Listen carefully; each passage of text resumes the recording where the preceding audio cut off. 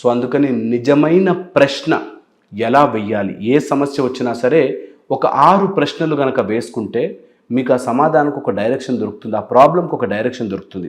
అందులో ఫస్ట్ ఏదైనా ప్రాబ్లం వస్తే what one thing that can change this situation. ఇప్పుడు ఏం జరిగితే ఈ ఉన్న పరిస్థితి నుంచి నేను బయటపడతాను.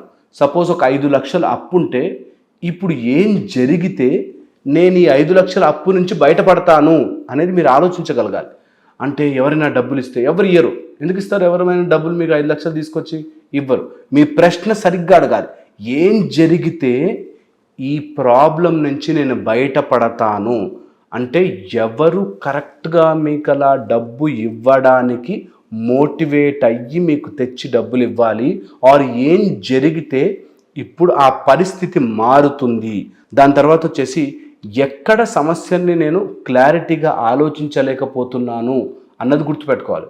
ఒక ఆవిడ వంట బిజినెస్ స్టార్ట్ చేసింది. సమ్ హోమ్ మేడ్ ఫుడ్ తయారు చేసి నేను అందరికీ ఇస్తానండి అని. కానీ ఎవరు కొనట్లేదండి. కానీ అదేదో అవుతుందండి, నాది మాత్రం మంచి క్వాలిటీ అండి, నాది మాత్రం మంచి క్వాలిటీ. నిజంగా ఆమెకి క్లారిటీ లేదు బిజినెస్ ఎలా చేయాలి. ఆ ఇంట్లోనే అక్కడే ఆ గదిలో నువ్వు ప్యాక్ చేసుకున్నంత మాత్రం నీ కోట్లు రావు. దాన్ని ఎలా ఇంప్రూవ్ చేయాలి, ఎలా దాన్ని ప్రాసెస్ చేయాలి, ఇప్పుడు ఎలా డిజిటల్గా వెళ్ళాలి అన్నది ప్లానింగే లేకుండా ఉంటే మీ లైఫ్లో మీరు ముందుకు ఎలా వెళ్తారు కదా.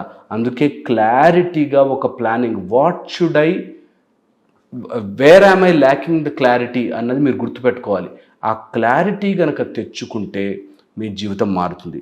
నెక్స్ట్, నేను ఏం చేస్తే నా సిచ్యువేషన్ మారుతుంది అన్నది మీరు ఇమ్మీడియట్లీ తెలుసుకోవాలి. ఒక సమస్య వచ్చింది, దానికి మీకంటే తెలివైన వాడు ఎలా ఆలోచించాడు రాసుకున్నాక నేను ఏం చేస్తే ఈ సిచ్యువేషన్ ఇప్పటి నుంచి మార్చడానికి ట్రై చేయొచ్చు అన్నది ఆలోచించుకోవాలి. దాంతోపాటు ఒక ఇంపార్టెంట్ పాయింట్ ఇది, what am I not meditating on my success అన్నది గుర్తుపెట్టుకోండి.